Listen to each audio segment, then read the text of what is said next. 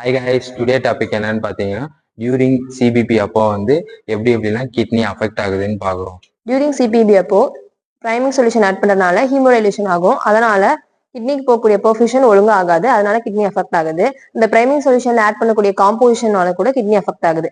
ஐஏபிபி அப்பவுமே கிட்னிக்கு போகக்கூடிய blood flow ஒழுங்கா போகாது. அதனால கிட்னி அஃபெக்ட் ஆகுது. ஹீமோடைலேஷன் பண்ணும்போது குளோமருலர் ஃபில்ட்ரேஷன் ரேட் கம்மியாகுது. அதனால கிட்னிக்கு போகக்கூடிய செக்ரீஷன், அப்சார்ப்ஷன், யூரின் அவுட்புட் இது எல்லாமே கம்மியாகுது. யாருக்கெல்லாம் கிட்னி டேமேஜ் ஆகுதுன்னு பார்த்தீங்கன்னா ஏஜ் அதிகமா இருக்கிற பேஷண்ட்டுக்கு, ஃபீமேல் பேஷண்ட்டுக்கு, அனிமியா பேஷண்ட்டுக்கு, எமர்ஜென்சி பேஷண்ட்டுக்கு, அப்புறம் டயபெட்டிஸ் பேஷண்ட்டுக்கு, அப்புறம் கன்ஜைனல் ஹார்ட் டிசீஸ் இருக்கிற பேஷண்ட்டுக்கு. யூரின் சர்ஜரி அப்போ கிட்னி எப்படி ப்ரொடெக்ட் பண்ணணும்னு பார்த்தீங்கன்னா அதிகமாக ஆல்பமைன் ஆட் பண்ணக்கூடாது.